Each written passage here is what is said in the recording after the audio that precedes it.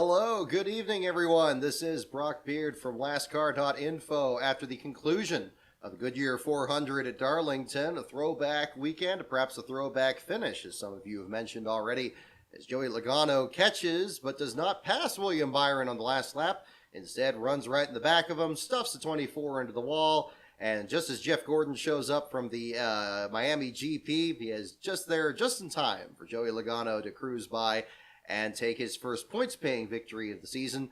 Of course, he was the winner at the Busch Light Clash at the Coliseum earlier this season. To conclude, a very physical race and a very technically difficult weekend for all three series. Certainly in the last place battles were all issues with engines in particular. We'll certainly get into that. But first and foremost, Joey Logano, your winner in a throwback paint scheme there for the Penske effort. Beating Tyler Reddick, who once again finds himself bridesmaid in the equation here, finishing in the second spot as he had at the Bristol Dirt Race and other races earlier. Justin Haley with a great run in the third place spot, worked a little bit of pit strategy there to get a fine run for the Cullig Racing effort. Kevin Harvick in fourth, Chase Elliott in fifth, both of them having struggles in practice, including Elliott with his wreck that sent him to a backup car. Both of them sent to the back of the field there, finishing in the fourth and fifth spot. A fine recovery for both of them. You got Christopher Bell in sixth, Michael McDowell in seventh. Great rebound for a driver that finished last in the Southern 500 just last year. Ricky Stenhouse in eighth was part of one of the incidents there, specifically the Martin Truex wreck down the back straightaway, getting a run there. Austin Dillon had multiple pit road penalties. Was running well outside the top 20 for most of the event. Climbs back into it and finishes in ninth. And just ahead of Daniel Suarez, who got into the top 10 after Byron's incident there with Logano at the finish. Great run there for Daniel Suarez there at the same time, even after his teammate Ross Chastain, one of the many cars that had a fine run in the opening stages, was eliminated in a wreck off of turn 2 with the car going squirrely there on him. A lot of contenders, very traditional Darlington race in a lot of respects. You had a lot of drivers that very easily could have been your winner today. It could have been the person that we talked about. Even though Logano was the pole sitter, didn't seem to have the best car necessarily, especially after the opening stages of it. But one by one, we saw contender after contender drop out of it. Kyle Busch, with his incident with Brad Keselowski off of turn 2, breaks the suspension on the left front of the car and can't even turn it into the garage area. Ross Chastain's incident already mentioned. Brad Keselowski himself having to lose a set of tires in the very opening stages, and being a contender for last place for much of the opening part of the race, only to get back on the lead lap and then be eliminated in the incident with Kyle Busch. Seemed like drivers weren't able to stay up front, and when they were having good runs, still being eliminated in pileups. The biggest one on the back straightaway there that collected Bubba Wallace and Kurt Busch, both 2311 racing cars, were fighting for a great top 10 run, only to both be in the wrong place at the wrong time. Shades of 2002, where Tony Stewart caught Buckshot Jones coming off the corner there and ended up with a huge pileup. It's just good old classic Darlington here from start to finish. So people may not be big Logano fans one way or the other. Certainly in the crowd, that was definitely the case. And I know people are going to have different feelings about this, but it was good to see that even with a radically different car, which has shown different results at different tracks here, it was good to see that we saw just the same kind of physical race that we would have ordinarily seen with a Gen 6 car or the car tomorrow or anything before that. The track still stays the same. And so we had still that situation there. So, lots of things to look at further back in the pack. When we had as much attrition as we had, we had more than a third of the field with just the 36 chartered entries entered in this race. More than a third of the field actually eliminated from one reason or the other, mechanical failures or accidents. But had some good runs there at the same time. Cody Ware actually finished ahead of Chase Briscoe in the 19th spot. I think that ties his career best that he had at Talladega a couple of years ago. One of his best runs out there. Todd Gilliland in the 15th spot. You think of a track that's very difficult for rookies or newcomers. But then right in this, you had all these wrecks. You got Harrison Burton in 14th. And Todd Gilliland in 15th, just behind William Byron. You also had situations there with Ty Dillon. His teammate Eric Jones had another fine run in this, the past Southern 500 winner in 2019. Seemed to have a good, solid top 10, if not a top 5 car. One of the best runs we've seen out of him since Fontana. But then he ends up eliminated in that accident down the back straightaway. His teammate Ty Dillon finishes in the 12th spot in the Lee Petty car. Great runs throughout here. I mean, Eric Almirola in the 11th spot. Finished last in this race last year. Was well on his way towards actually being a contender for the last car championship. This year, even though it's his last full season as a competitor, he's done a fantastic job this year, running in the 11th spot there for him. But yeah, there's definitely some good, some bad, and some downright ugly. And that's when you look kind of at the other end of the field here. So at the back of the field, Kyle Larson with his first last place finish of the year, first since Talladega last season, where they didn't remove the cover on his radiator and the engine blew up in the opening laps. In this one, he actually completed 112 laps, which is the 11th most laps that a Cup Series last place finisher has completed. The second most laps completed by a last place finisher of a 400-mile race here. The record is actually held by Wally Dallenbach Jr. in 1994. I believe it was 132 laps in that one, so very close to it. Very low attrition in the opening stages, but very high towards the end, one way or the other. And this is something we'll talk about here at the same time. Engine problems were the major issue in all three of the races this weekend, and certainly we're deciding at least the unofficial last place finisher in the case of the Truck Series race before the disqualification of Matt Crafton, and we'll talk about that too. But in Kyle Larson's situation, spinning out while competing for the lead, seemed like the car was okay, was still battling among the top runners there at the time, but then suddenly comes down pit road. Car just slows down, comes down pit road, they check the engine over. Within about 15 laps of that, they're done for the day, and suddenly, just that easily, you have the first last place finish for Hendrick Motorsports number 5 entry since 1986, which is also very surprising. And looking further back there, checking out the issue with Larson, looking up the old stats, I was actually checking out the old video. It was a Trans-South 500. I believe it was broadcast on ESPN back then. Jeff Bodine was the driver of the 5 car back then.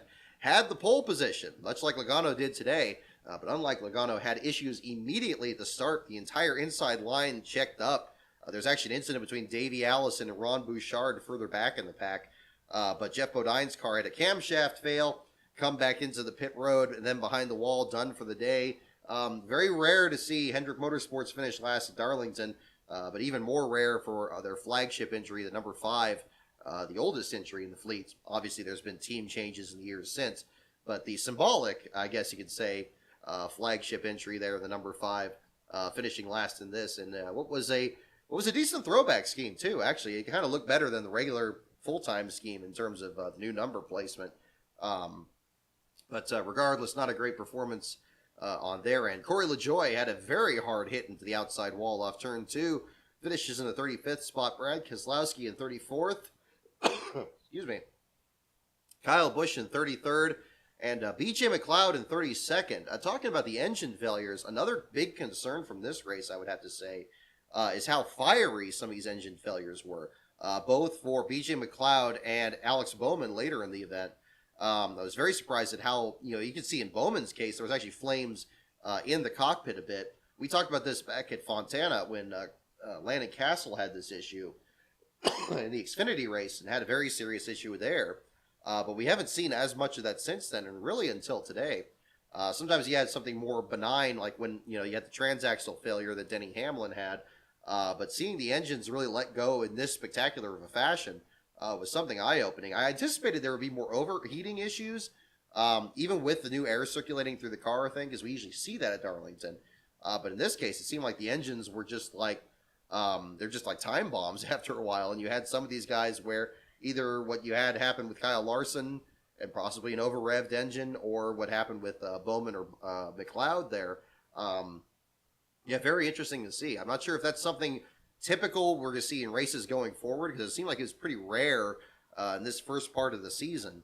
But it'll be something I'll be very interested to hear if we get any more information about those particular failures going forward.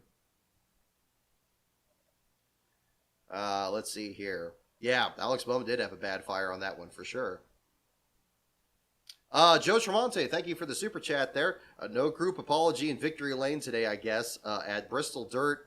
We saw a wreck take both out, but Joey Logano is the bad guy. Fair point. I mean, it's a fair point. You know, excuse me. You know, we didn't see exactly the same situation from the Bristol race there. We had two contenders that were really going at each other. Yeah, just one slip or another. Obviously, Briscoe's move at the end of the Bristol Dirt race was an absolute desperation move. You could tell that he was already out of control before he even drew alongside the 8. And, of course, it ended up being a situation where both of them spun out. And this one here, I mean, Logano seemed like he was going to get William Byron. He had reeled him in. He had 5 laps. He was about a half second back. Reeled that in pretty quickly. And I think that if he had just made, move to the inside, he had the inside line open. Or if he wanted the outside. I think Byron gave him pretty much a clear option one way or the other. But that was not when it ended up happening. I know it's the end of the race. You know, tensions get high. It certainly makes for good TV. But yeah, I mean, much like, there's been a lot of discussion to this point about Ross Chastain, for example, and how aggressive he is. And even mentioned in the broadcast here about if there's any limitation where there's going to be some pushback and somebody else that he routes out of the way is going to get back at him. Well, Joey Logano has had this issue for even longer in his career and, is certainly unapologetic about it when he does it. And we saw very much the same thing here. Didn't see a fight, though. I mean, the spot on the start-finish line is pretty far from pit road, and I think that proximity was enough to kind of keep that separated. But as to if we're going to see something more out of this, certainly not an apology out of it. I mean, it doesn't seem like, I don't think that's going to be in the near future. But if we're going to see any continuing situation between these two drivers, I'm not sure. I was very surprised by that it seemed like it was tit for tat, that it was some kind of a situation where you had a situation where Logano and Byron had been involved before. I didn't notice anything from the race itself, and at least I don't remember anything from the broadcast. Unless this was mentioned from a previous race. Correct me if I'm wrong, guys, if there's anything else you can think of. But I don't really think of this as being like the biggest, rivalry out there. But maybe it is. Maybe there's something else that's boiling below the surface with these two. We're just now seeing it. Excuse me. But yeah, no, I don't think we're seeing an apology on that one there, Joe, there for sure. But yep, two guys just going at it. Very, very hard-headed drivers. Couple of young guys. Byron, of course, even younger than Logano. It's hard for me to still get my head around thinking of Logano as one of the old guard, but it's been a long time since 2009, and I guess we're really at that point. But yeah, I thought it was a decent a decent competition though, decent race among the contenders. Thank you also for the super chat there, Floyd fan Tennessee. I see that. I don't like Logano, but this race made me realize how much I don't care for Byron. I felt no emotion for him after that. Well, there you go. That's a fair point.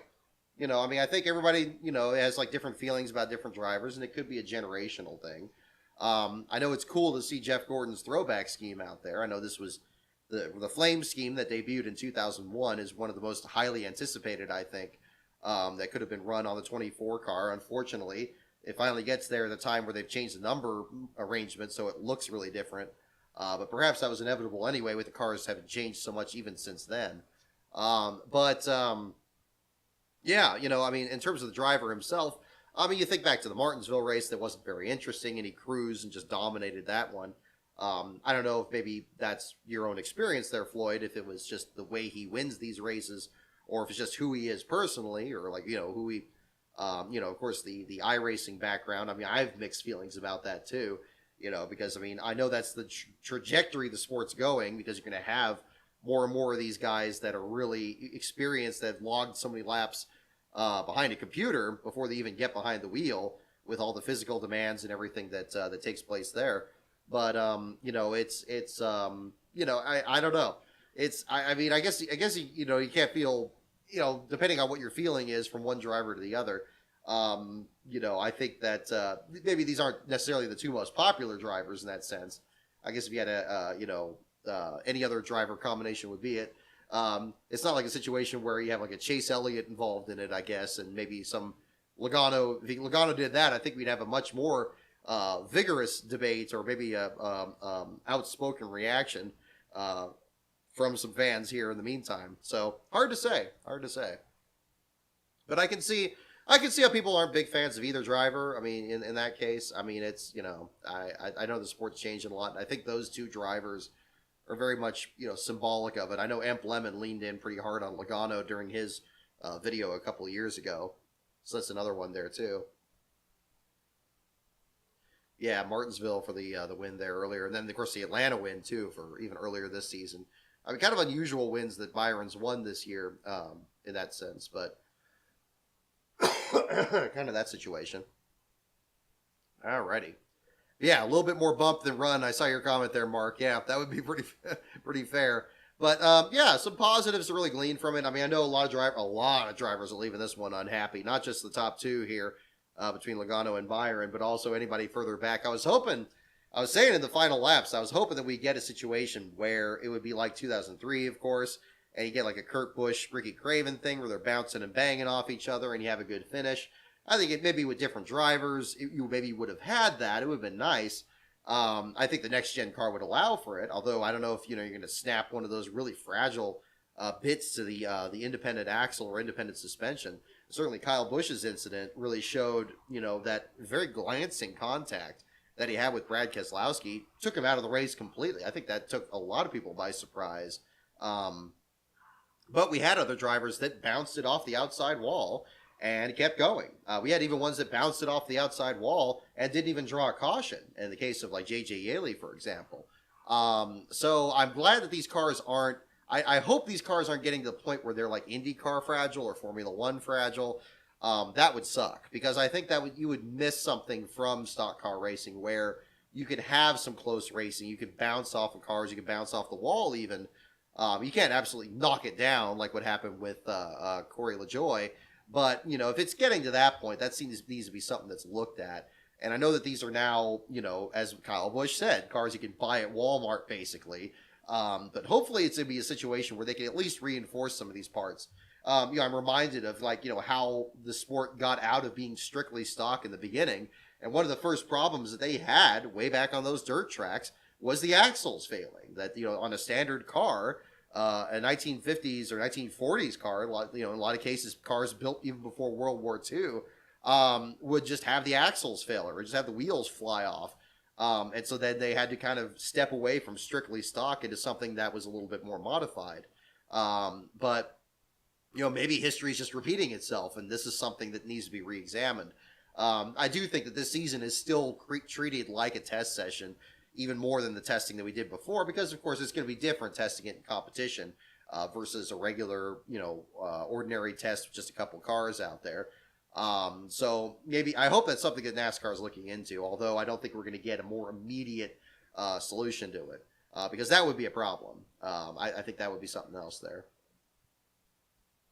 Joe, thank you again for the other super chat on that as well. Logano mentioned in his interview about retaliation also. Okay, yes, thank you for clearing that up.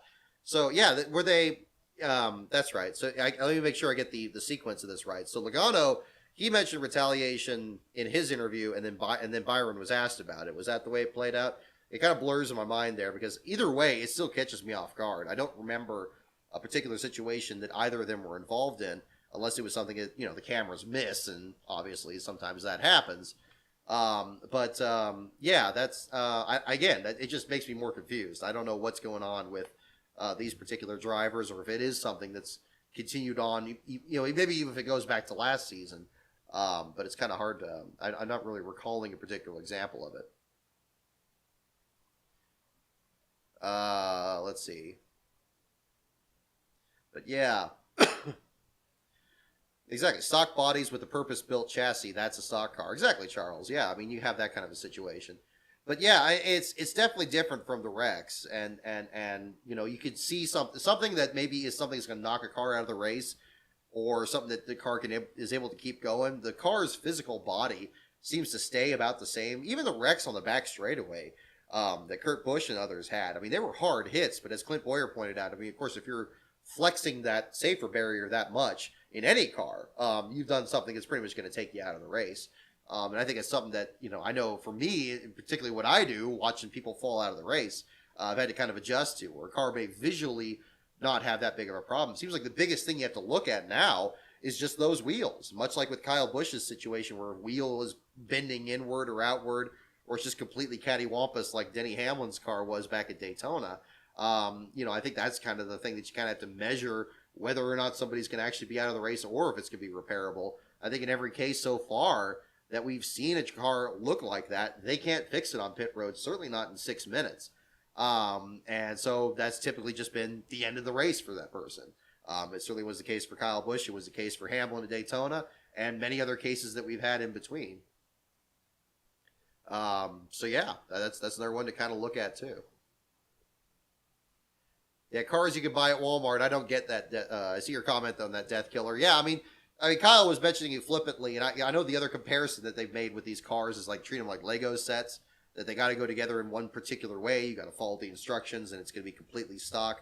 Obviously, not literally buying them at Walmart, but yeah, I mean, everybody's buying them from the same provider and following the same instructions to build them, and the room for innovation is now probably so minuscule that the teams are just going to be even more protective of whatever that is. And we've seen a lot of technical inspection penalties. Saw even more of it this year with the with their teams. Colleague racing seems like every other week that they always have some kind of problem in inspection, whether it's pre-race or post-race or anything in between. So it's good to see Justin Haley get a good run out of that too, with the third place finish at the same time. Yes, Snotslinger, thank you for bringing that up with Bill Elliott in the booth. I thought this broadcast was really good. I was really enjoying it. I think I liked the idea of bringing the different drivers in for each of the stages, kind of expanding on what NBC had done in their throwback weekends, back when the throwback was in the Southern 500 for the NBC portion, when they would bring in Ken Squire or Ned Jarrett or Dale Jarrett or Kyle Petty. I liked that they had somebody in there as a color commentator, so they didn't have to do the heavy lifting. And as much as I don't like the format where it's question and answering and stuff like that, I think that worked better with these guys in there. I thought all three of them were fine. I thought Richard Petty was entertaining, especially when you had Denny Hamlin crowding Eric Jones in the wall at that one point, and of course the team owner kind of kicking in at that point. I think Bobby Labonte was good. Of course, he's done all the work on the weekday shows and stuff. And Bill Elliott hasn't missed a step. I mean, of course, you have Elliott for the longer stage of the race. Makes sense. He's the most popular driver. His son, of course, is still the heir apparent with that. I think these are brilliant choices, and I think all three of them were entertaining, which was really surprising to me because I remember Richard Petty, when they tried to get him into broadcasting way back when, he's such a mild-mannered, kind of quiet personality that I don't think he really was a good fit. I think Ernie Irvan was very much the same way, too. When he was out of the car for a while. But, I think with Richard Petty, I think he did a good job. I think he was a bit more spare in the first stage. But the first stage, the race is just getting going. And I think that they had some fun times asking him some good questions about the history. I like that he signed the fan appreciation hat and that they're going to do that on an auction. I think it's a great idea. Kudos to all involved on that. Now, of course, Bobby Labonte and Bill Elliott are also drivers that you would consider being pretty mild-mannered, kind of soft-spoken. I think that, but it was entertaining. I think they were very entertaining to listen to. I thought that was a great choice. I thought it kept it engaging from one point to the next, and it offset maybe, you have that balance there with Mike Joy having that knowledge of the sports history itself, and, I think it reeled in Clint Boyer a bit, where he wasn't as goofy as he usually is. He was kind of asking questions much like like Mike Joy was, but I like that the questions were more about, I think what made it more palatable to me was that the questions were much more about the sports history, like asking Richard Petty what his favorite track was and him saying like anyone that he was winning at, or things like that.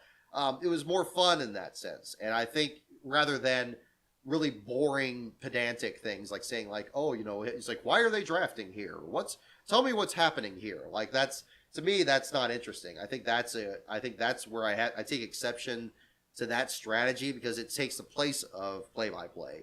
You should just be describing the action. If you're going to ask questions like that, you should be describing the action and maybe asking the question as you're doing it, and maybe it gets answered by one of the other commentators that is usually a driver or a crew chief or somebody else. But yeah, I thought they were entertaining. I thought all three of them did a good job, and I think that they were sparing enough that it wasn't a big issue, and so I think that was good. I think that's something that they could look positive at. If Fox does this again next year, I think that would be great. I think if they did, I mean, they'll probably have a different group of drivers, I imagine. But even if they did the same group, I think it'd be fine. So it was good to hear. And I like Bobby Labonte was wearing his old colors. Seems like it's been forever since we've seen him wear an Interstate Batteries outfit there. It looked like he was actually wearing something from like back in his day too. I'm glad it wasn't like wearing something that was Kyle Busch related. So that was good. And that kind of brings another thing too, the apparel section. Kind of like in the Truck Series race, I like that the pit reporters were wearing like shirts like this, like an old school racing shirt. Because I think on the pit road, there's more latitude to kind of, be a bit more creative there. And they did that even in the Cup race. I like that they were wearing like crew shirts that had their names on them, and I kind of had a lot of fun with that. I thought that was great. And I like that in the booth, it was a little bit more dressed down, more in the Cup race than the truck race. I think wearing like a fan shirt in the booth doesn't look very good. I think, because I remember like when Rick Allen and Junior and stuff were trying something, I think that just looked a little, it looks a little too amateurish. I think it looks better when there's something purposeful and maybe more historic. I think the crew shirt's a little bit more refined. I think they did a good job with that today. So that Larry McReynolds and Mike Joy and Mike, of course, sharing his story with the Wood brothers. I thought that was great. That was good. I like that there was a distinction there. I think it would have been okay if even the people on pit road wore fan shirts and the people in the booth were wearing the buttoned up shirts. I think that would have been great. But I like what they did on pit road too today. I think it could have gone either way. So that was fun. I think it wasn't, it wasn't distracting, because I think that Throwback Weekend is kind of like, somebody made this comparison. I think Alanis King was mentioning this, that like Throwback Weekend is like the Met Gala of racing. And I think it's become that. I know people have said that, Throwback Weekend has played out, they're running the same paint jobs. No. Those people haven't been there before. I've done 2 of these before, and each time just had a blast. The first time, I wasn't sure like how much media could participate in it, because I figured like, okay, well, I should probably, especially since this was the first time I'd done a race out of the state at the time. So I was just dressed down like I always was on those. But then I noticed everybody else was wearing that stuff. So I'm like, okay, we do this again. We're going to do it with that. We're going to do it the proper way there, like everybody. So I brought the Jerry Nadeau shirt out and wore the JD hat. And it was great. Talked with Matt Dillner and the other folks there. We had somebody there that was, her family was part of the Spam representatives that sponsored Melling Racing. So she was wearing Lake Speed gear. It was great. Everybody gets into it. And not just the drivers and the teams, but the broadcasters and certainly the fans. I think that's great. And so I hope it keeps going. And I don't believe it's played out. I think there's so much NASCAR history, so much you could bring in, so many personalities that they haven't even thought of featuring, even in all the other years that we've had. Remember when A.J. Allmendinger found Bruce Hill and he ran the 47 car and brought him back to a track for the first time in who knows how many years. And then, of course, this weekend, you had Chase Elliott running what was basically Jimmy Means' scheme, but also, I mean, many people remember from the Gary Bradbury video that Bradbury made his first start in that Napa paint job, which is why I was so upset that he got that practice accident and they couldn't run the full scheme. Kudos to the Elliott team there for actually getting as much on the car as possible, so you still had the approximation of it. I mean, in a perfect world, they'd be able to wrap the whole thing, but obviously time constraints are what they are, and with the weekend being compressed as it is, I'm sure they didn't have the time to do it. But it's still a shame, because I thought that was one of the best throwbacks of the weekend. I'm not sure if it was my absolute favorite, because I do have other candidates here, and I'll certainly talk about that on the show here at the same time. But yeah, I think that was a good, I think that was a good balance there. So I like what they're doing. It showed that they were putting a lot of effort forward. And again, that's the big thing that I really ramped on in the broadcast video I did last month, is that as long as they're putting a lot of effort into it and they're trying a lot of different things, and then when they find something that works, that they can work on like keeping that going and not just abandoning it and trying something different than that case. That was good. I thought there was a lot of positives to glean, especially from the Cup broadcast this week. I think that was good. Xfinity and trucks, yeah, we'll see. But, I think that was a little bit different there too. So yeah. Excuse me. Let's see here. So we talked about Kyle Larson there. Oh yes. So this will kind of feature on like our last place finishers from this weekend. And again, something I hope we hear a bit more from, especially from reporters like Larry McReynolds and stuff that are more aware of like the mechanical side of it. We saw a lot of engine attrition this weekend from what seemed like very ordinary incidents or very simple mistakes to make. In Friday's Truck Series race, Akinori Ogata, who just recently, congratulations, won another race at Hickory, but unfortunately had a downright miserable evening on Friday in the Truck Series race. He had an incident with Josh Rialm in the opening laps, getting into the outside wall. And then from there were multiple cautions during which he had to make several attempts at trying to clear the crash clock and reach minimum speed, which he did ultimately do. Unfortunately, in the effort of doing so, he actually over-revved the engine. And I think that incident, the particular incident, seemed to be on one of those restarts where he got knocked out of line on the front straightaway and the truck was completely out of control. He didn't spin it completely around, but I estimate that had something to do with it, because around that time, the team was reporting that his engine had a miss in it, and it sounded like it was a loose spark plug wire or something, but ultimately turned out to be an issue with one of the pistons. They actually had testing from Ilmore at the time to indicate that they had, at least what was reported over the radio, that they had some kind of a problem with one of the pistons, and it ultimately took them out of the race. Fast forward to Saturday's race, Sheldon Creed had a last place run in that one, despite his good starting spot, because he shifted from third to neutral on the start and buzzed the engine at that point, and then I think it was either a rocker arm broke or something of that nature, and then he's out of the race in the first 16 laps.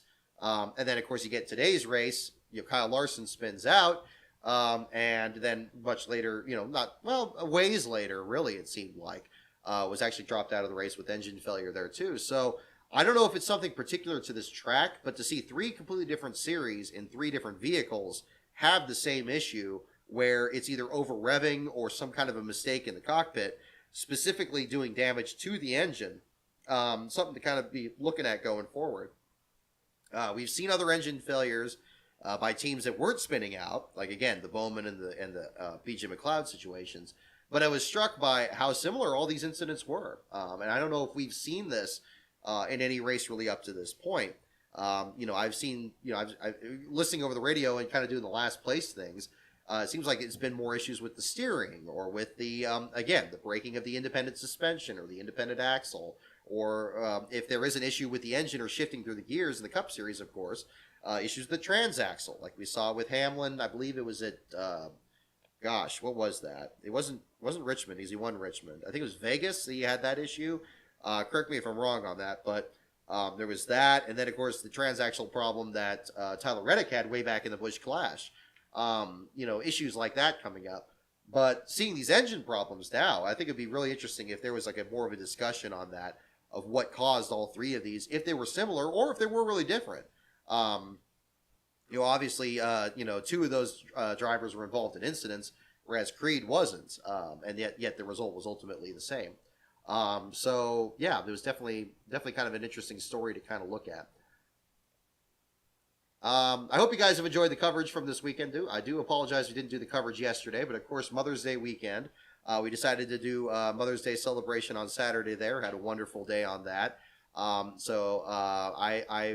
just have a little bit of notes on the Xfinity race. It seemed like that was, of the three to miss, that was the one to miss, because there wasn't a whole lot going on there. Congratulations to Justin Allgaier for the victory there over Noah Gragson.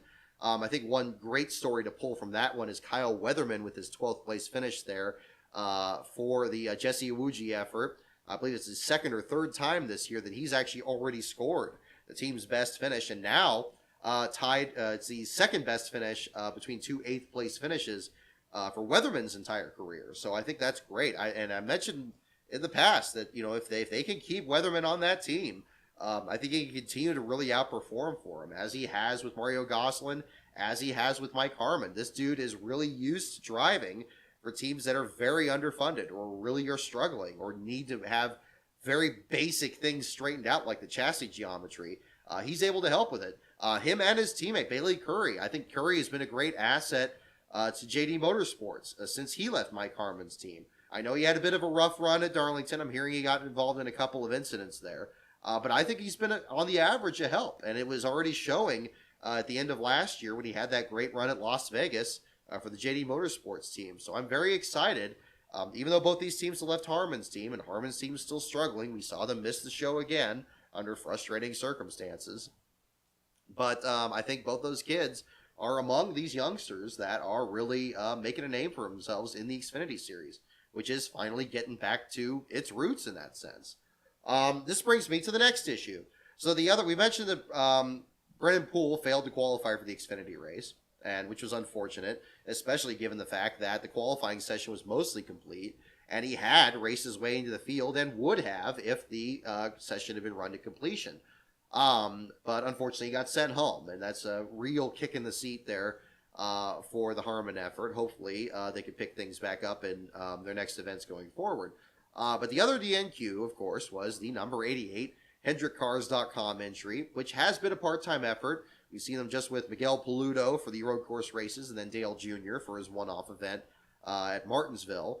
So they didn't have a whole lot of owner points. They needed qualifying to get in and to qualify for the race. I have been very outspoken, and I'm going to be yet again on hammering the point of Cup Series drivers running in the lower series. It is not a Kyle Busch issue exclusively. I have been just as upset about this completely unnecessary, frankly, need for JR Motorsports and clearly Hendrick Motorsports to try to shoehorn their Cup Series drivers, their best drivers, mind you, into the Xfinity Series. That they have this, 6 or 7 race deal with Kyle Larson, Kyle Larson, Alex Bowman, I gotta get this right here. Kyle Larson and Chase Elliott, last 2 Cup champions, and William Byron, who very nearly got his 3rd win today. These 3 drivers don't need to be anywhere near an Xfinity field or a Truck Series field. There's nothing they are going to possibly learn or need to learn. I know Chase said that he entered this Xfinity race because he needs to get better at Darlington.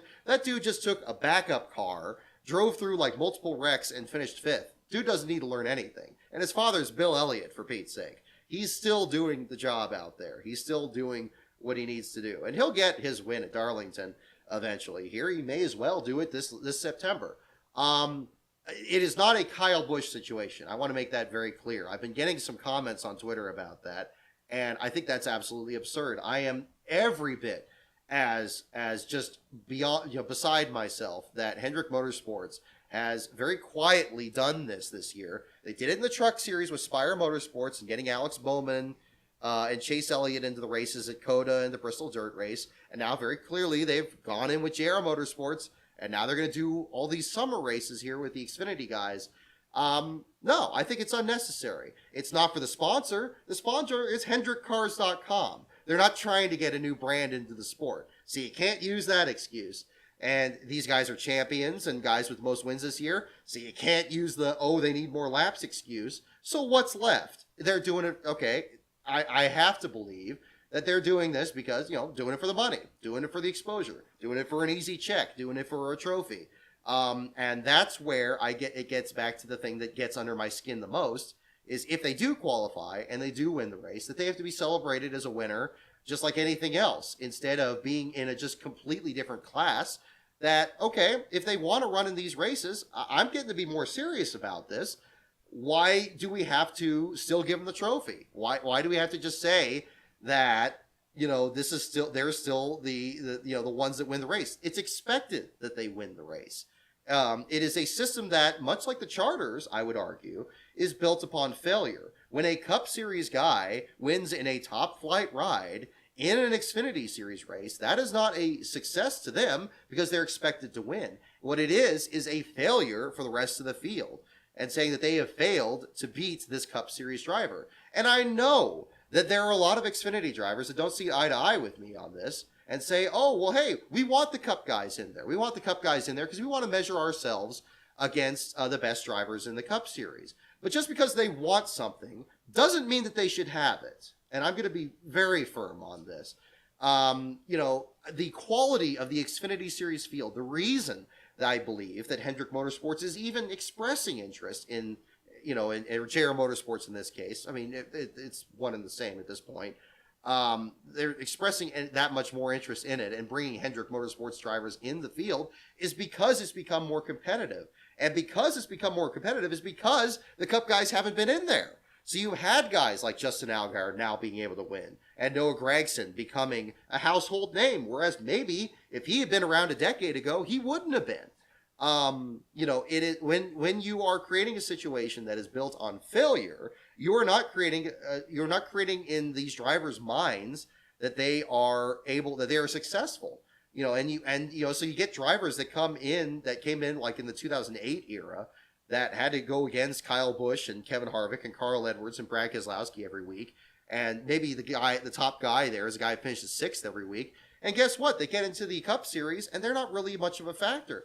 I mean, where's your Dylan Kwasniewski gear? There's other competitors that have been in that situation that maybe would have had a better shot at it if they didn't just learn to lose to Cup drivers, if they learned to win races. And so these Cup guys don't need to be in there. And it's even more galling to me that these lower divisions want these Cup guys in there because the Cup cars can't be any more different than the Xfinity cars or the Truck Series than at any other time in the sport's history. There is nothing you can learn from the Xfinity cars and the Truck Series cars or Truck Series trucks that you can apply to the Cup Series. They don't even use the same lug nuts on the wheels. They don't have the same suspension dynamics. I mean, they've always been different in terms of horsepower and spoiler angles, but now the list of differences is greater than it's ever been. So thus, there's even less of a need for people to run in the lower series than ever. If you want to get more laps, great. Do it in a rental car. Do it on a simulator. Okay, if simulators are such a big thing, then okay, tell the Cup guys to go in the simulator, and then they can get their extra laps, and they'll be ready.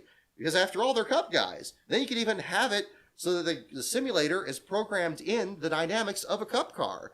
And so you're learning something that's directly applicable to competing in Cup. Now, so the only thing I'm left with from this is like, okay, I get it. If you're a Cup Series guy and you have a multiple series weekend where the Xfinity and Truck Series races, then yeah, you want to be out there. You want to race everything. You want to race the short track race down the block. You want to race Legends cars. You want to do this. You want to do that. That's fine. But the problem is when it comes to the Xfinity and trucks, these are national competitions. These are national competitions. These are the national series. And they are also unlike something like, a modified race that Ryan Preece would jump into, or a World of Outlaws race that Kyle Larson would jump into. These are directly created for development drivers to get up to the Cup Series. And that's their purpose. You have some drivers that never leave the series. That's always been the case. You've had a guy like Ron Hornaday that tried to get into the Cup Series and wasn't really a full-time, successful driver in the same sense he was in the Truck Series. Or you get a guy like Matt Crafton that's still in that situation now. But I think that that's still the intended purpose of it.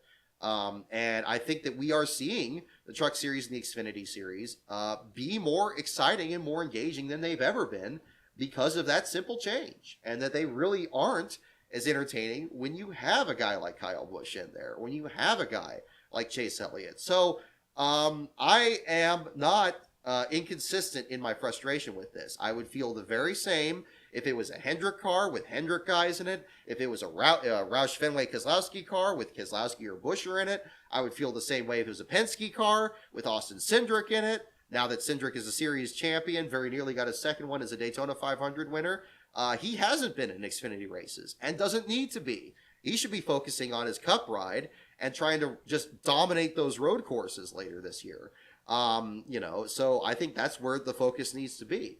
So, again, and I think if you're running on a parallel route like a World of Outlaws or like, Modifieds or something, that's fine.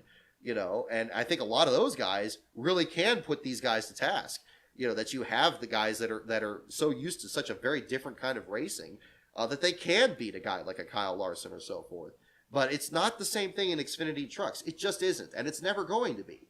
And it's certainly not going to be if they're going to keep going with this. So I'm not happy about them doing this deal with the 88. I think it's stupid. I think it was great that they didn't qualify. I think that Mother Nature on Mother's Day weekend has probably took exception to them even being there. So take that to heart for every one. And I know people want, and I get it. And the other thing is too, I want to also say this from a fan standpoint.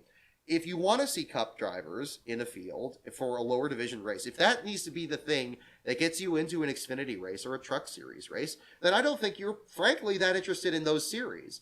I think that those races are good from themselves. They are good from the different talents that they feature, from the different kinds of racing that they produce. I think that that's what makes those series exciting. When I grew up, and I saw this from my own standpoint, I didn't really follow the Xfinity series or the Truck series, even in its first part. And then during the time where you had a lot of the Cup Series regulars just dominate the championship, I would usually watch like maybe the Super Speedway races or the races at Bristol, because you would have a chance at one of the regulars actually being a factor, or when they would be a standalone event, like when they used to do at Kentucky, and they would always say in the broadcast, ESPN made this a meme where it was like, it's an opportunity race. It's an opportunity race. There's no Cup guys in there. I think that would be the best. Those were the most exciting races. I didn't watch the others because I knew it was just going to be another Cup guy winning it. And frankly, when I was a kid, I always viewed the Busch Series as like the Cup Series, but the cars aren't as fast and the paint schemes aren't as good.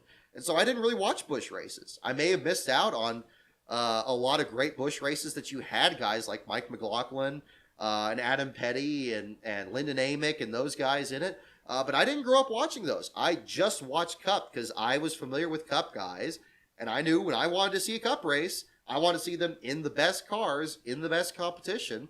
And so for most of my life, up until, really when I started doing the Last Car site, I pretty much just watched Cup, and that was the thing I've enjoyed the most. And that's why even when I make videos on things, I focus much more on the Cup Series, because that's been my passion. I've not really been into the lower divisions. I've had to learn a lot since then. I've been fortunate to rediscover a lot about the sport's history. Just the other day, actually, I just watched the Busch Series race at Daytona from Speed Weeks 2001, which is incidentally part of a project I have coming up. And I was excited. I mean, it was a different kind of racing from the Super Speedway races for the Cup Series that year. But it was still an entertaining race from its differences, and even that one had Cup Series drivers in it. Now, in a lot of cases, those were drivers that were not running for top teams. They were driving for teams that still had to very much struggle. The Gibbs cars had Mike McLaughlin and Jeff Purvis in them, for example. And even before that, Jason Leffler was driving the 18 car. So you had guys that were development drivers. But the business model got perverted at some point. And that's been the problem. And I am very resistant to any effort that's going to bring that back. So I don't care what manufacturer it is. I don't care what driver is in it. If it's somebody that's capable of winning races and especially championships, they have no reason being in Xfinity and trucks. And I'm sure it's not going to be the end of it. I'm sure I'm going to hammer on this every week because the 88 is going to keep running those races this year. But I'm still going to keep bringing it up. So, this guy didn't do it. Jerry Nader didn't do it. Once he got in Cup, he was in Cup, and that was it. So, that's I have a lot more respect for drivers like that. Guys like Jimmy Johnson, I still maintain the fact that he got 7 championships was because he didn't piddle around in the Xfinity Series, the Truck Series. He did a couple of starts as one-offs, but was he going for the championship? Was he going for any race that was a triple header? No, he wasn't. And I think that paid off, that extra focus on the Cup Series. I don't think it's just a correlation causation thing. I think he committed to that, and he was better. I think Kyle Busch would have more championships if he hadn't messed around in Xfinity and trucks. I think that Kevin Harvick would have more if he hadn't done the same. And it's sad with Kevin Harvick that we don't have his truck program around, that they had to build this business model around him staying in the Truck Series, that they couldn't have found another way like other programs have and still are doing. Alpha Prime Racing isn't bringing Cup guys in there. I'm a little bit dismayed by Big Machine Racing bringing Tyler Reddick in. I think that's still a frustration too. Reddick may not have a win in the Cup Series yet, but he's as close as anybody else is at this point. Again, I'm very resistant of that, and I think it is antithetical to what those series are and what they represented even more of these days. So I know I've hammered on that too much. I'm sure I'll slip into it again here, but that's my big thing from that. So again, Allgaier, you'll win in the Xfinity race. Sheldon Creed out very early with mechanical problems. And what I will say, to kind of shift things a little bit here, one of my other favorite throwbacks, certainly from the Xfinity race, had to be Sam Mayer's car, the Accelerate Pros Talent entry with Rick Mast's scheme. I was very excited when they teased that, I believe, back in Richmond. and brought Rick to the track. I thought that was fantastic. One of my absolute favorite paint jobs that they ran. The first diecast I ever picked up was actually Terry Labonte's version of the one car, but I remember specifically looking for it because I remember Rick Mast Flip at Talladega in 1991. I went to a car show and I found a 64 scale diecast of that car, and it may have been Terry Labonte's name on the roof rail, but that was always stand-in for my Rick Mast car. So that one always meant a tremendous amount to me. So I was thrilled to watch the highlights of that race and see that car run as well as it did. 5th place finish for Sam Mayer. May not have been a factor for the win, but kudos to him on that. I thought that was great to see. In fact, a little bit of a jump in here for our show and tell segment. I have brought out this bad boy. I know I said I don't have a lot of 24 scales, but I do have a few older ones. Absolutely love this paint scheme. This is Rick Mast version, so it actually has Rick's name on the roof of it there. The Magic Markets one, when they couldn't have the Skull Classic logos on it. I never minded the censored paint jobs. I thought they were actually kind of interesting because they showed a little bit of creativity behind the scenes. Sometimes they would integrate the driver's name into the logo, or they'd feature another brand. Like, I wouldn't have even known what Magic Markets was without this paint job. But, you know, and on an Oldsmobile, the Oldsmobile Cutlass version. I know he ran a Ford later on, when, of course, he won the pole for the 94 Brickyard 400. But I didn't like the green version. They ran in 95. That one I kind of fell off on. But the black and white car, I've always said I liked paint schemes that use white as a really good accent color. Jerry Nadeau's scheme, the Michael Holligan one, is in this group. But this one too. And in fact, and to answer your question, I have in fact already ordered one of the Sam Mayer 24 scales. What I was thinking is I want to do a display with this one to go with it. And I thought that would be really cool. I didn't go for the autographed version. I'm not big into autographs really. I don't really do a whole lot of that. But I thought that would look really cool alongside this one here. And I imagine when I get a more permanent display at LASCAR headquarters here, I'd like to do something with that because I thought that would be cool. And I thought they did a very nice job on it. They, I know you got to do some color replacements. Things look different on wraps versus paint, the new car versus the old. But I thought they did a really nice job with it. So I thought that was really good. But definitely wanted to feature this one here. One of my absolute favorite paint jobs here. And really well done on this. I know they didn't italicize the numbers as much on the side to kind of match with the roof number. But you got that kind of gold gloss there around the numbers, and this looked really nice. I picked this one up actually at Phoenix Raceway a couple of years ago, one of the souvenir tents outside the track there, and picked that up. So this one's, really nice. If you're looking for a good recreation of one of the old Oldsmobiles, I think, the Rick Mast cars are good ones to go for. Sometimes the ones that are left in packages, the roof paint starts to crack a bit. I've had that like on a 94 version of it. That's one thing to kind of look for. But if you can find one in a shape that's like this good, definitely pull the trigger on it because it's a really nice scheme there. And I hope that the Lionel company is doing a good job on the Sam Mayer back up there because I do plan on doing something with a display with this one here. So that was one thing. I have another thing for show and tell a little later in the show here to feature, but definitely want to kind of feature that there as well. So let's see here. Oh, Alex Averos, I missed your super chat there. Thank you so much for that as well. I have an idea with the Cup cars and trucks for Xfinity. Make races where Cup guys can race, but it's just for money and no points. Well, that's basically what they kind of do right now, isn't it? I mean, they do it where they don't compete for points. And they do it for a share of the purse. I mean, that's, I don't know if that's strictly the situation there, but I don't know. I mean, I know that they've taken steps, but I do feel that a lot of the efforts that NASCAR's taken is just around the most obvious one. Just tell them they can't compete in it. Just do that. Either do that or just humor them and let them go out there and piddle around in their car. And don't treat them as the winner. Don't give them the trophy. Don't, score them as the winner. And then you're going to say, well, what's the point of even them being out there? And I'd be like, exactly. What's the point of them being out there? I'm not willing to let these teams off the hook for creating a business model that requires the Cup guys be the lower series.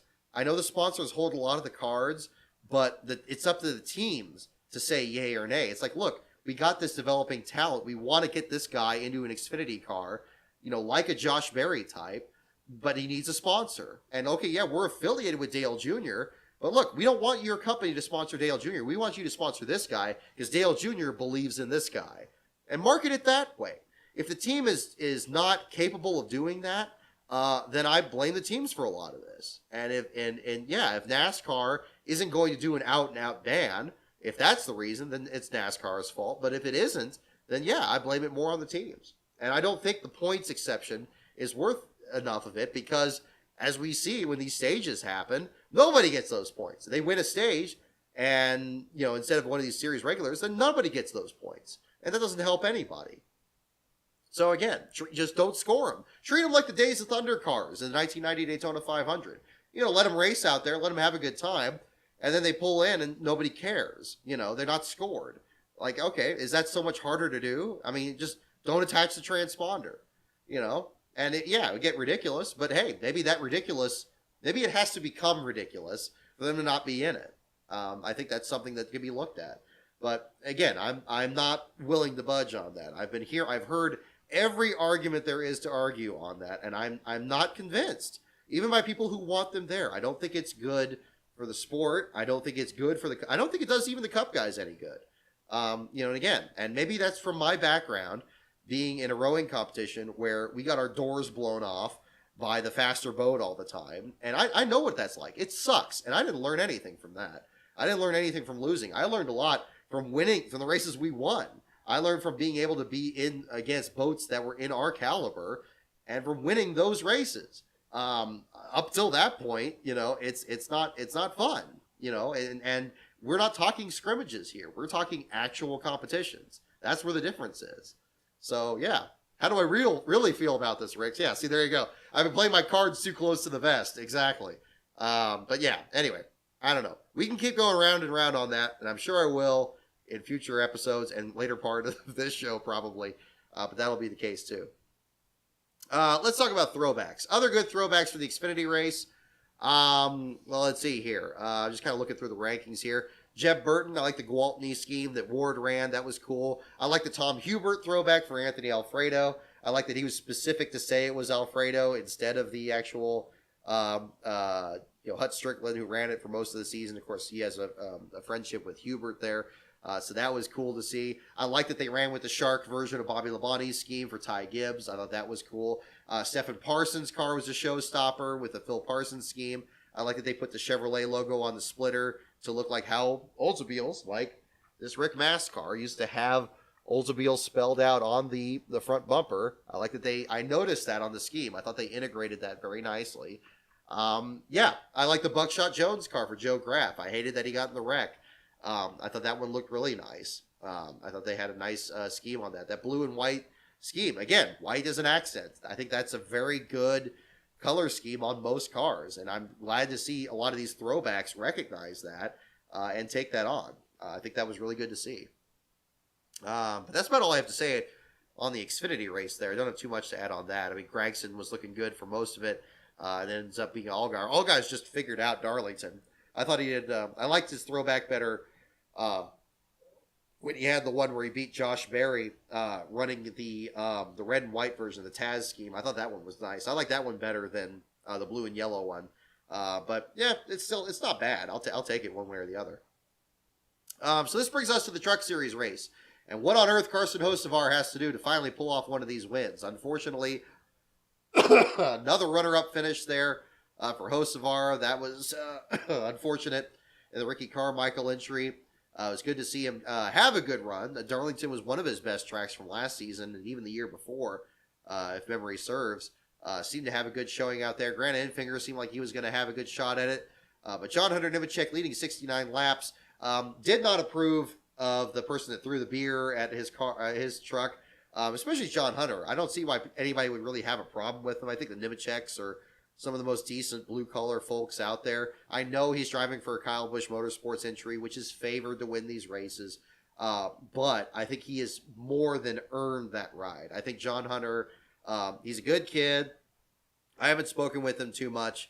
But I do think the Nemechek folks and how hard they have worked to keep Nemco Motorsports going. They've been in and out of the sport so many times, whether they've been a start and park effort in 2009 or trying to run a second truck a couple years ago. My empathy is much more with that program, and I wish John Hunter only the best in that. He may not be the most popular driver out there for reasons I don't particularly understand, but I think he's a good kid, and I think he deserves any success that he's able to accomplish. And I'm disappointed that somebody felt so vigorously about that, even if they were a Hocevar fan, and we're all pulling for Hocevar to pull off a win. I think it was uncalled for to throw things from the stands. I don't abide by that.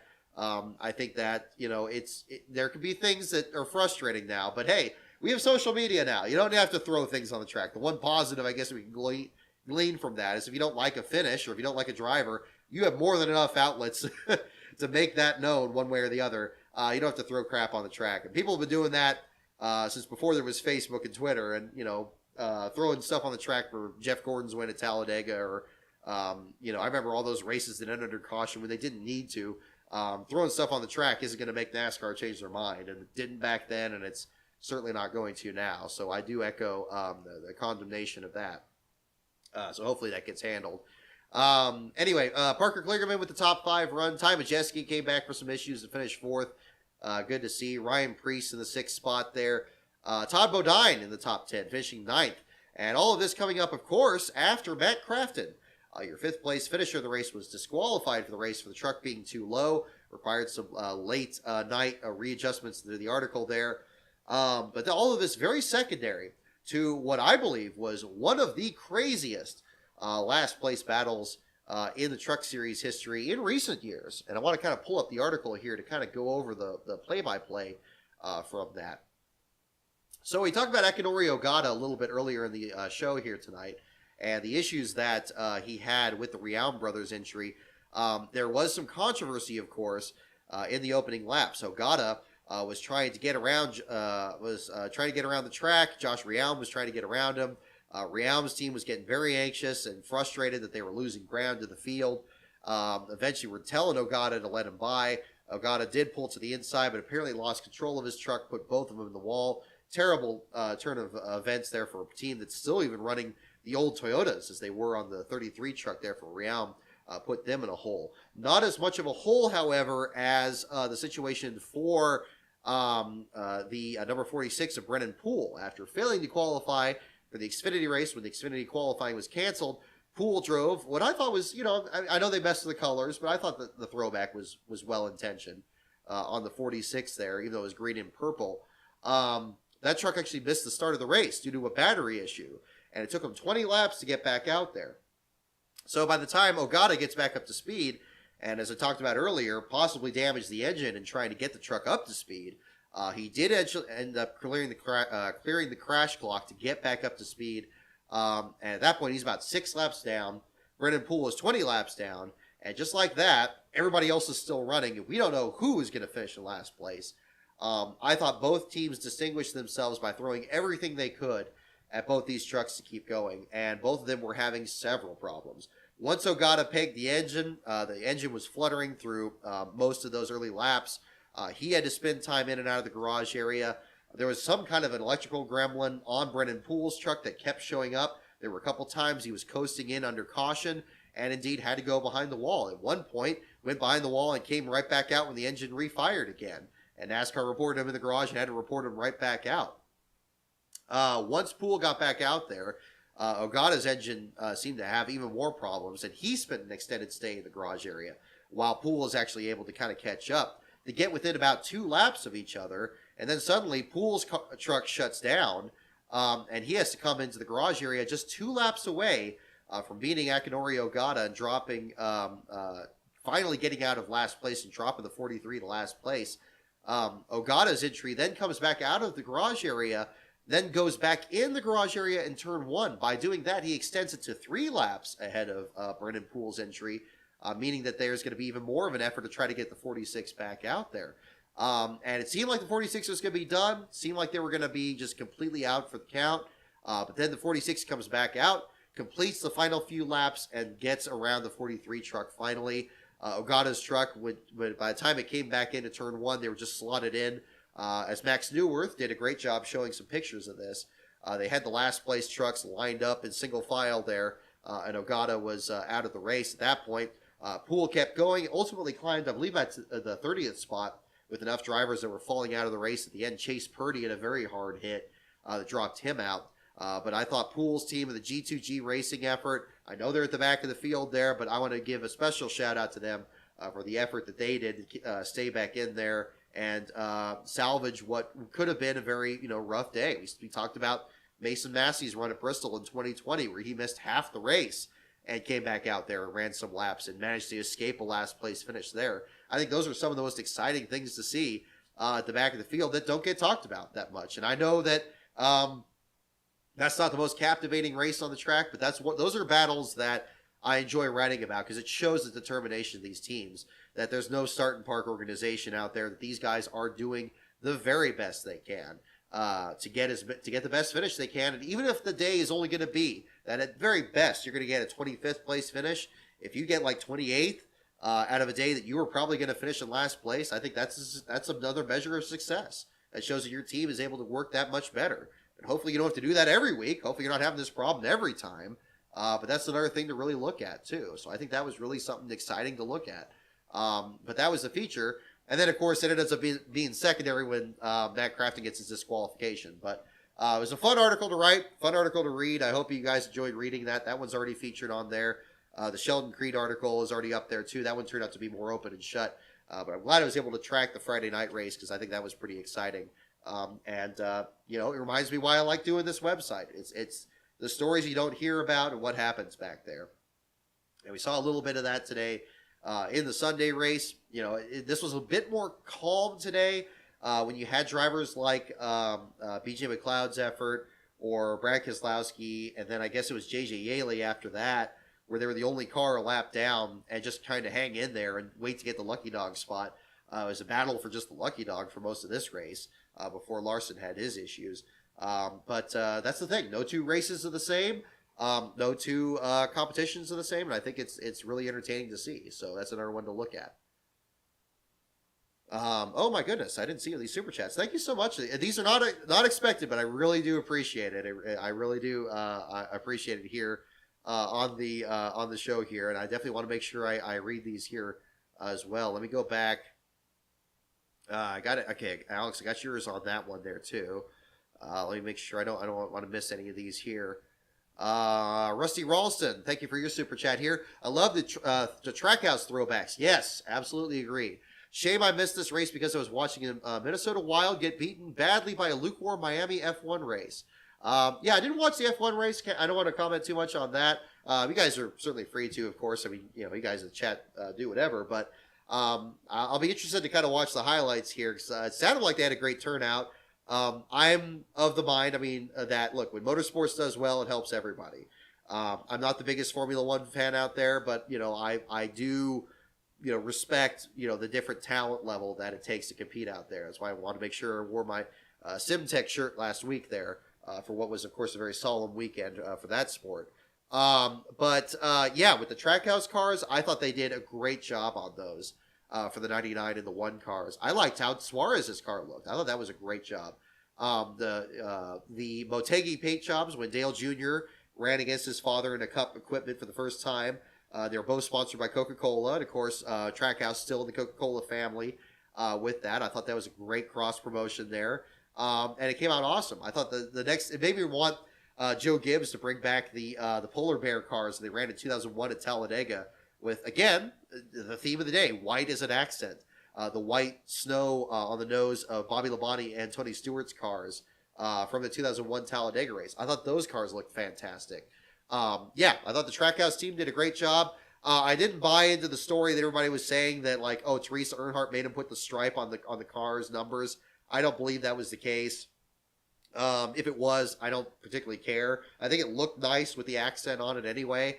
I know they didn't do it on the 99. I think it wouldn't have looked as good there because the numbers were a lot skinnier. But on the Bold 1, I thought it looked pretty nice. So whether or not there was that, I know there's a lot of articles that were circulating about that. I don't know anything more about it. Pockrass and a couple others seemed to decline that story was the case.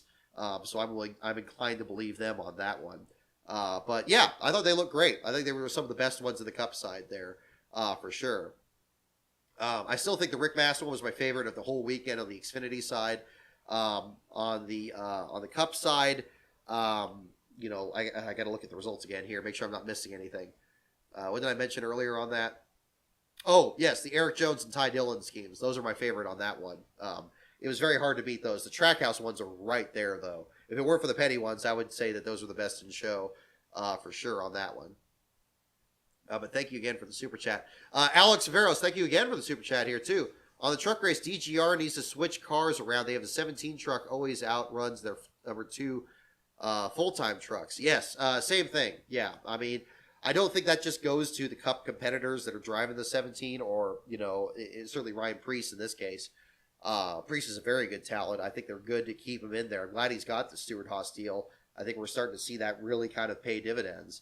But yeah, I think it would be nice if there was a closer gap. I know Haley Deegan's really been struggling this year. I hate to see that because I think she's a really interesting personality, and hopefully we can see some more out of her. But she's just had some terrible luck. She had that fire in Atlanta. She got involved in an incident here at Darlington. Seems like she's been in more incidents than she's been out of them. But that's just kind of been the situation this year. But yeah, I agree, Alex. I think maybe they do need to kind of reevaluate that and maybe check the quality of their entries there at the same time. Beast of Metal, thank you for your super chat. It's long past time to repeal the post-race ride height rule in the lower series. The only purpose it serves is race manipulation. Hashtag make trucks lowriders. Yeah, I mean, there's other things you can look at in inspection, and maybe this goes to Alex's point too. I mean, of Cup competitors or maybe Cup teams able to understand this better than other competitors. But yeah, I think that the more you're able to kind of allow for innovation, I think that helps everybody. Like maybe somebody could even just stumble on something on a lower team. The top teams are going to have that advantage too, and they'll exploit it even more. But again, you have that possibility. So yeah, ride height is another thing to kind of look at too.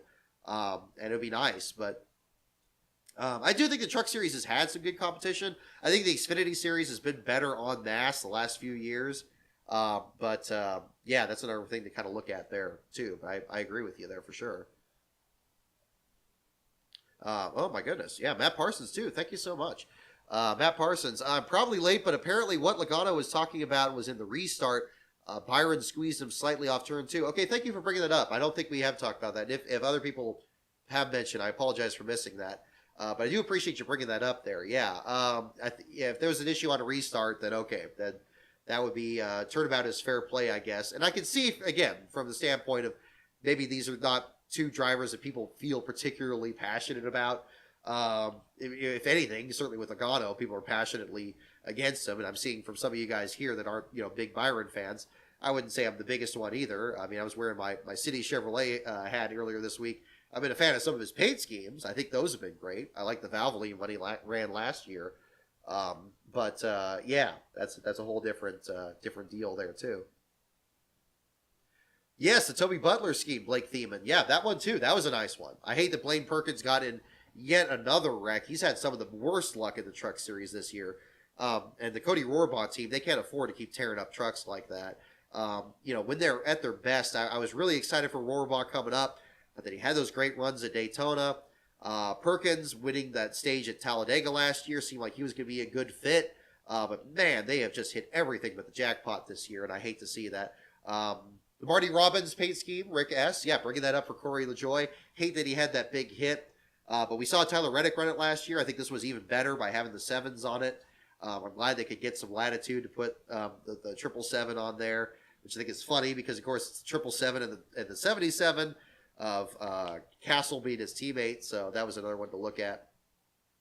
But, thank you for clearing that up, Matt Parsons. Yeah, so that's, okay. I mean, again, I agree with you. I don't think that was something that was worth dumping him over. But last lap of the race, he had a head of steam. He hasn't won a race this year. I'm looking at my point standing diecast here. Yeah, he was third in line behind the winless guys, looking to make a jump. You never know when you're going to have another shot at it again. I mean, heck, wasn't it a couple of years ago, Logano had that encumbered finish at Richmond, and suddenly he struggles the rest of the year, and he doesn't get that other shot. Maybe that's his one that he has to go for. So I don't know. That's another one to kind of look at too. But we'll find out here. Thoughts on Chase Briscoe's and Harrison Burton's schemes? I wasn't impressed by Chase Briscoe's. I think 14 car has had so many good paint jobs in the past. I love the one he ran last year. I think Harris Lou did it on the AJ Foyt one with the can of tobacco with Smoke's name on it. It actually got past the sensors.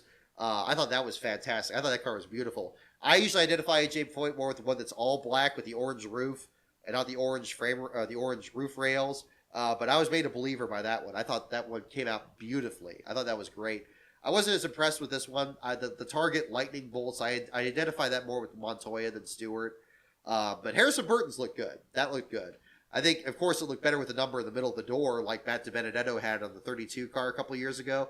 But it looked good. And it was cool with our Burton, of course, with Harrison running it. And, of course, Harrison liking that scheme as much as DiBenedetto did with the 32 car. So that was good. Yeah, that looked cool. Yeah, that was a different one there to kind of look at also. Let's see. We'll do our trivia portion here shortly. We're getting kind of up to that. I was just going to take another peek at the trivia, or this other section. Let's see. Let me check out. What is Puckerus page here? Doot.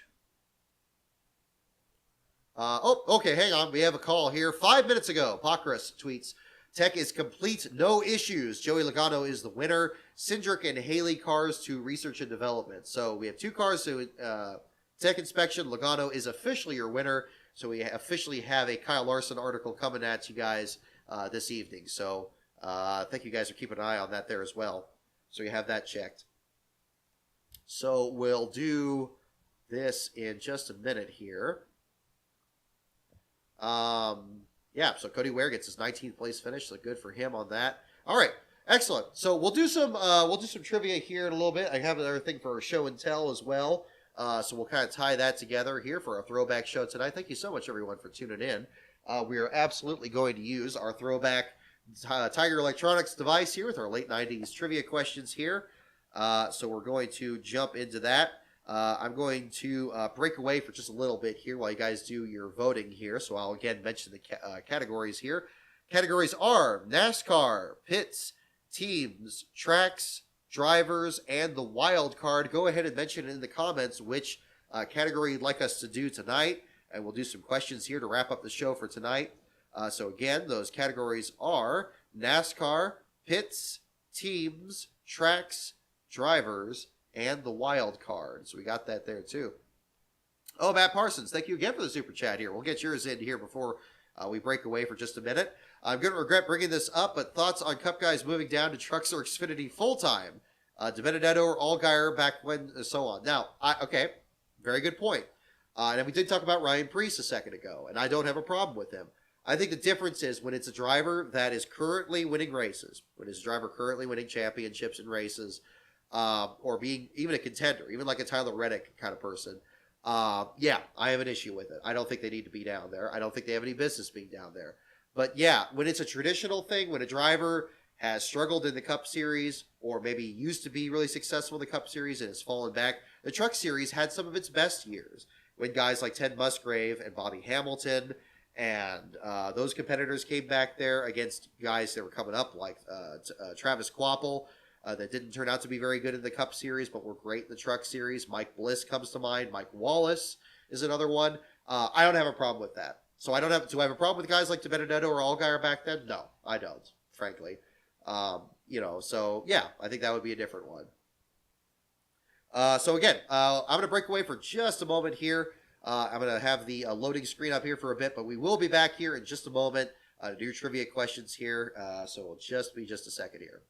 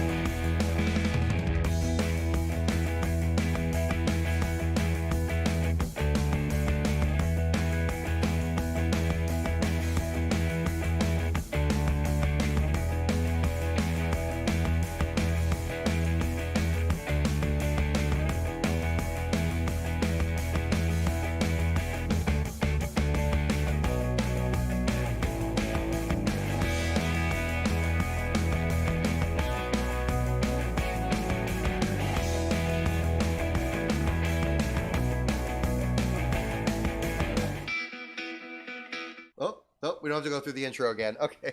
Yeah, RD Fox is 76. Yeah, too much code red today? Yeah, pretty much. Just a congestion here a little bit.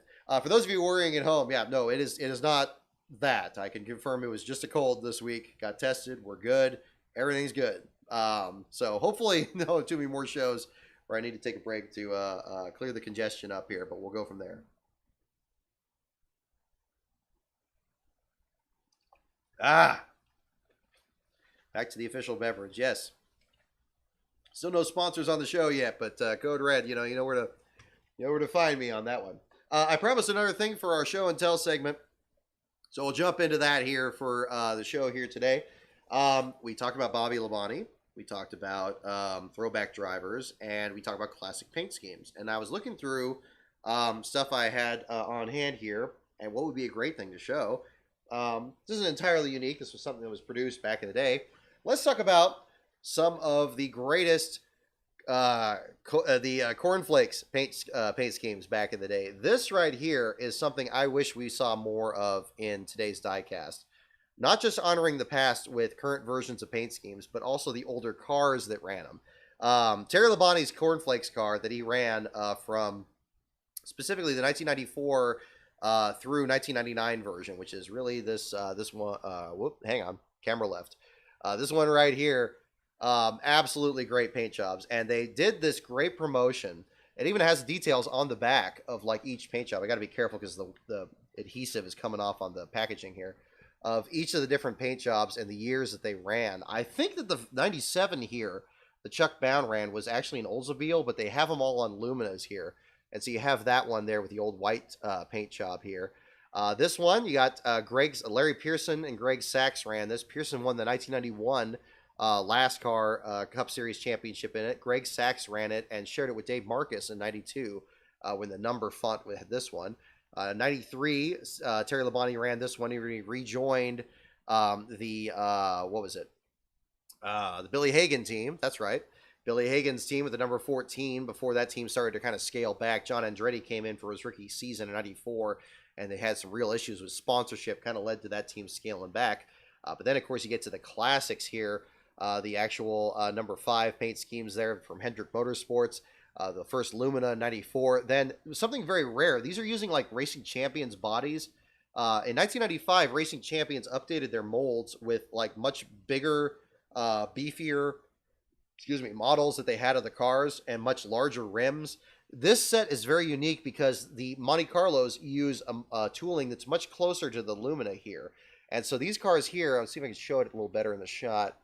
You can see are kind of almost the same proportion there, and they have still that bubble look there on the front without the headlight decals back then. But of course, his Iron Man scheme from winning the 96 First Union 400 is on here, and the 95 scheme. This is a very cool set. I got this at Phoenix, actually a different year from the Rick Mast one, and picked this up here. But yeah, the adhesive started to come off here. So it's just barely hanging on in the packaging here from that time. But Cornflakes did a great job with this. And again, showing kind of the sports history and the different history of the schemes. You kind of see that on the back there. Very cool. Very surprised we don't see too many throwbacks of this. I guess it would be really challenging with the number placement move forward. Although you can kind of move this slanted part forward, I guess, and have the angle be... But the angle would end up being over the hood, and that would kind of look a little weird.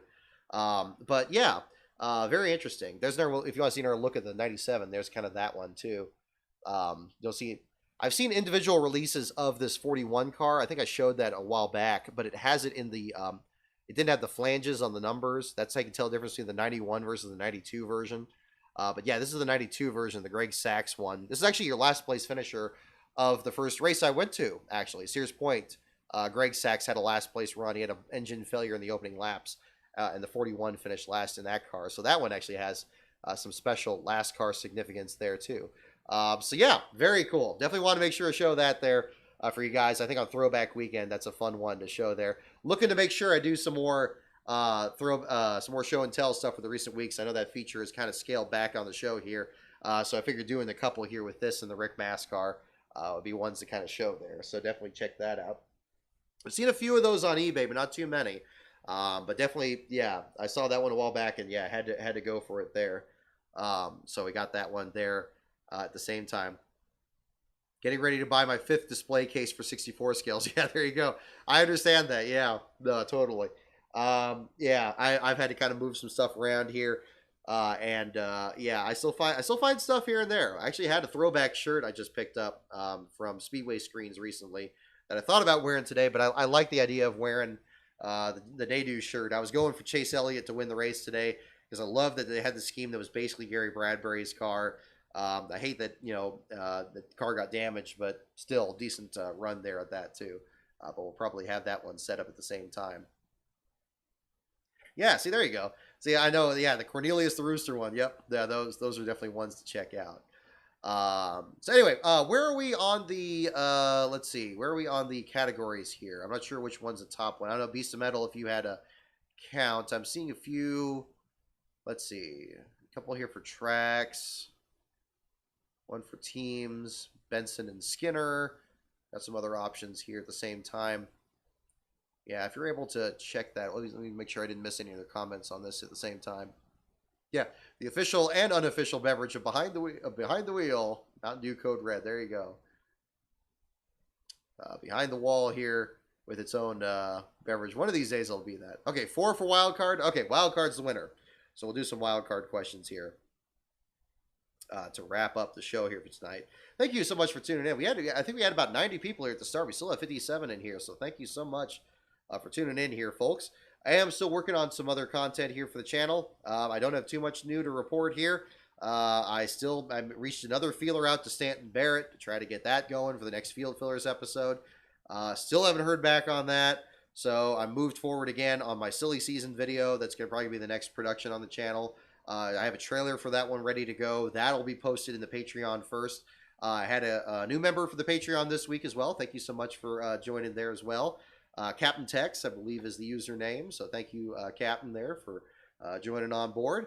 We are very close to our next goal of doing another starting grid video sometime this year. We reach our next goal on that. More details on that at patreon.com/lastcaronbrock if you are interested in that. In the meantime, let's do some wild card questions here. First question, where did Lee Petty see the number 42, inspiring him to use it for his car number? Very timely with the Lee Petty throwback in the race today. Where did Lee Petty see the number 42, inspiring him to use it for his car number? That is our first question. A 6-pack every week? You know, I would be able to, I would negotiate that. I would hope that the backing would be a little bit more than that.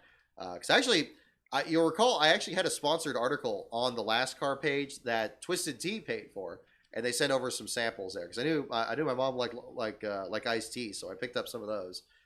So that was pretty cool.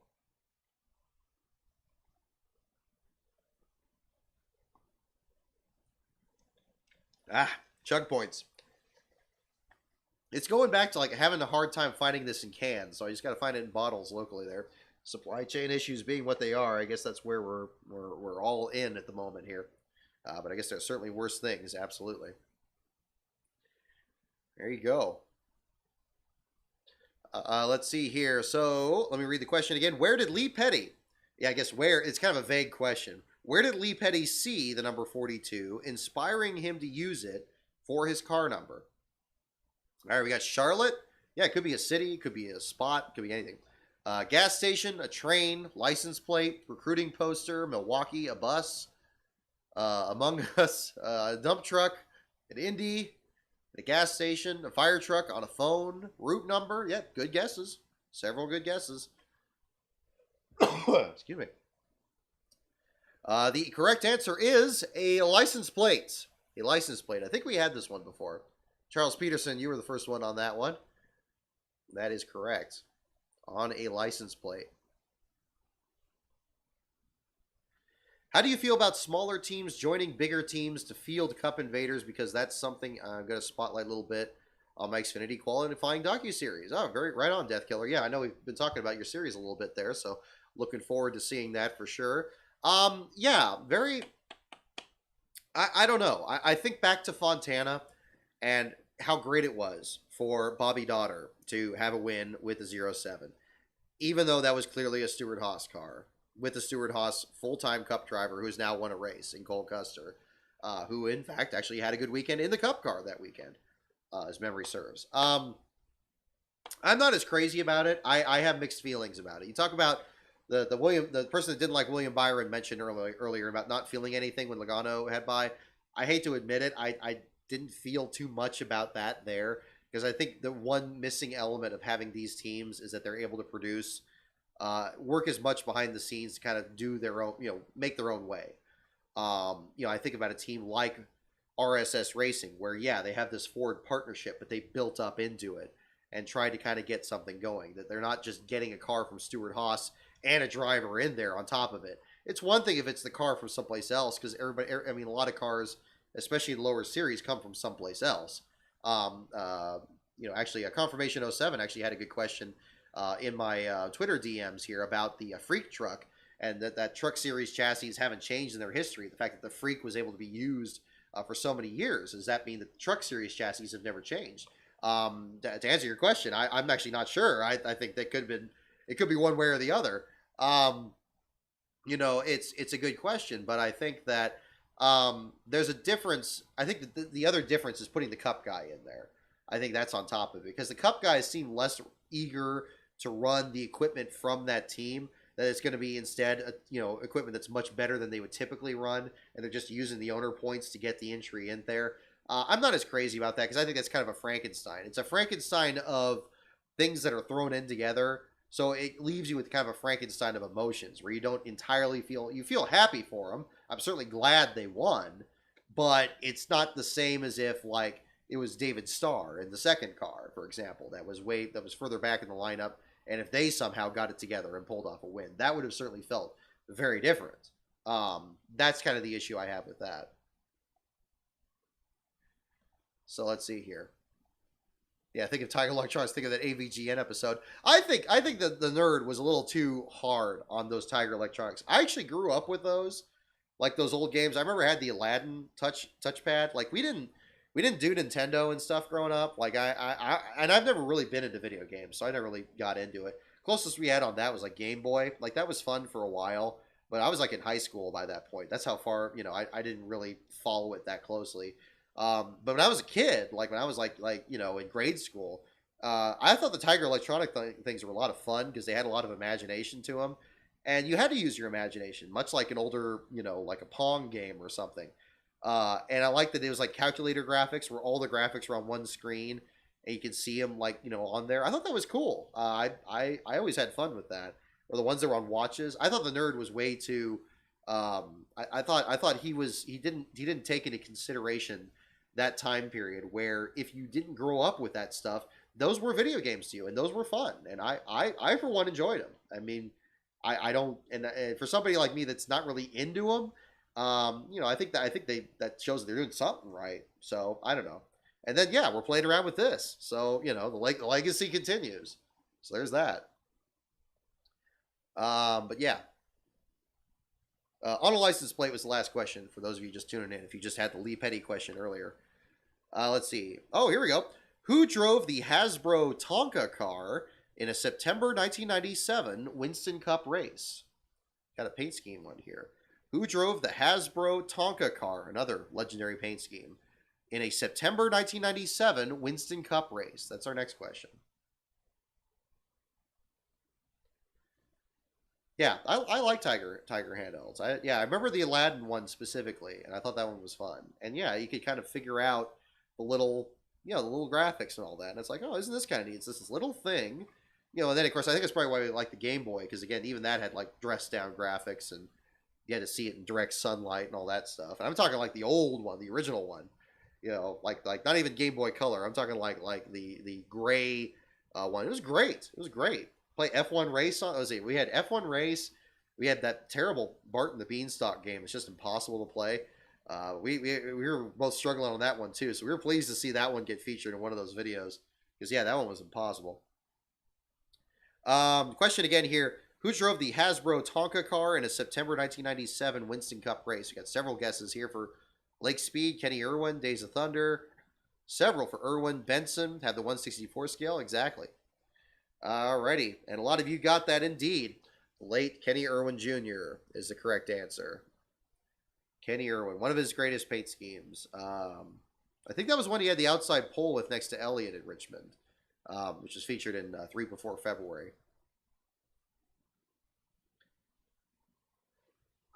One thing I left out of 3 Before February, I believe he won the ARCA 200 in '98 when he was driving another Thunderbird then too. That's a whole other category there too. Okay, here we go. Next question. Who gave Clifton Cuckoo Marlin his nickname? Read it again here. Who gave Clifton Cuckoo Marlin his nickname? That's our next question.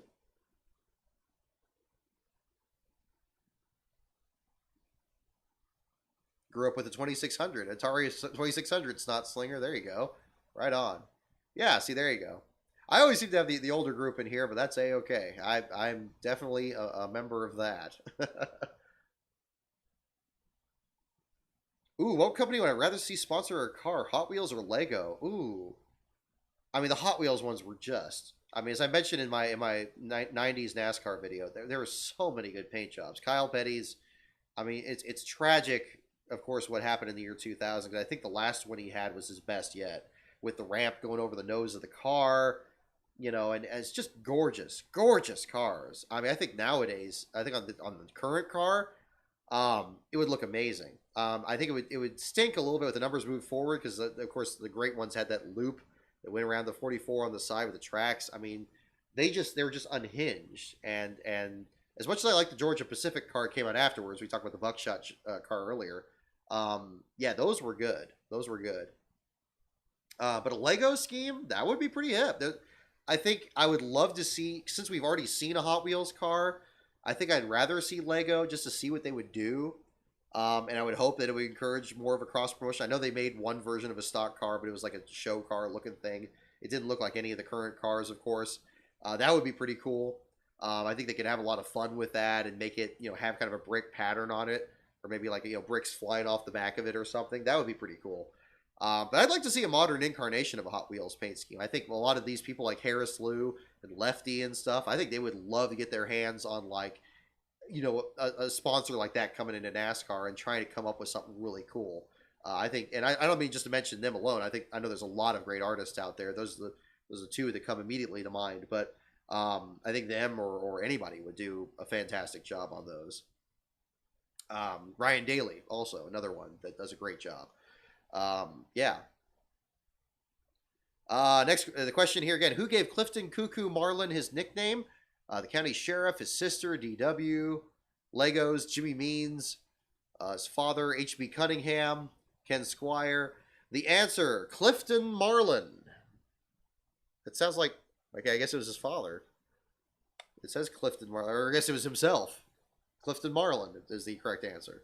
It's a trick question. I love that. Who gave Clifton Cuckoo Marlin his nickname? Clifton Marlin. Oh, I guess he gave it to himself.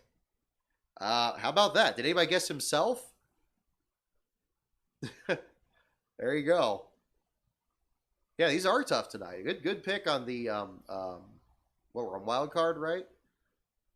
Yeah, I love the Sterling Marlin University of Tennessee car. That's a good one. That's a good one. Yeah, I watched the I was watching a 2001 Busch race at Daytona the other day. Another great scheme I liked from that was Scott Wimmer's paint job. I know Wimmer 33 fans, one of my Patreon members there. So if you're watching, man, I'm definitely giving your guy a shout out. That AT&T car he ran in his first start at 2000 Atlanta, and then he ran a similar scheme to it at the Busch race in 2001. It looked even better on a super speedway. Had this great checkered flag pattern around like the mouth, like the lower part of the grill of the car. It just looked fast. It looked great. I thought that was great.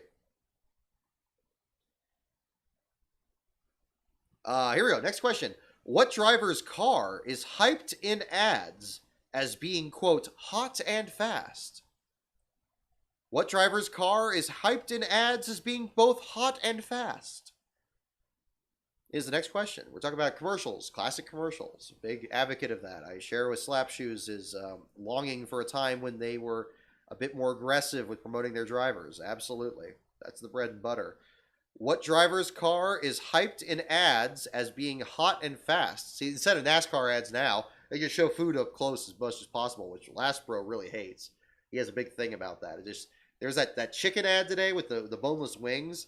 Like, I don't really like boneless wings. I don't like all the stuff you dip it in. I'm with Ryan Vargas. I'm more of the chicken tender, chicken nugget kind of guy. I know that ostensibly there's no real difference between them, but the difference seems to be the sauce. If you want to get into specifics, but yeah, I'm much more opinionated on that. How did I get on that angle? Oh yeah, food up close for commercials. That's right. What driver's car is hyped in ads as being, quote, hot and fast? That is a question. We got Todd Bodine. Okay, some of you thinking Tabasco fiasco, looks like. Kyle Petty, good guess, Alex. Yeah, so we're thinking Hot Wheels. That's good. Good crossover. Bill Elliott got the McDonald's machine, much like Kurt Busch's throwback today. Yep, exactly. Good guesses. John Andretti could be an option too. Bodine. Harry Sateri. Or, yeah, Beast of Metal. You got your fun names in there. Ward Burton, Todd Bodine. Todd Bodine's Tabasco car. Here we go. Let's see. What driver's car? This is late 90s when this was made, so it could be any of those. What driver's car is hyped in ads as being, quote, hot and fast? The answer is Bill Elliott's. Bill Elliott's, hot and fast. I guess we're talking about the McDonald's drive-thru crew as opposed to the Casey Atwood Do crew. Or the Killer Bees that Matt Kenseth had. Bill Elliott is the correct answer. Was in the booth today, of course. Good Eye Brian, I think you were the first one on that one. Excuse me. I'm sorry if I'm harsh on the mic here. I'm trying to chocolate rain my way through this here. So, alrighty. Bill Elliott is correct. That is the correct answer. This is a good one. Last question for the evening. One more question for tonight. And again, keep in mind, when I read this question off, we are talking late 1990s rules. So this is very different. Yeah, McDonald's. There you go. Yeah, it was kind of... If it said drive-thru crew, it would have been more obvious. Although I think Burger King tried to do that too with Joe Nemechek, with Nemco Motorsports. They might have. I don't remember. It was something like that. I was more Burger King than McDonald's growing up. So there you go. Anyway, last question for the evening. So strap in, folks. Here we go. How many starting positions out of the 43-car field are provisional spots? There we go. Let me read that again. How many starting positions out of the 43-car field are provisional spots? How many starting positions out of the 43-car field are provisional spots? Our last question for the evening. So we're looking for a number. How many starting positions out of the 43-car field are provisional spots?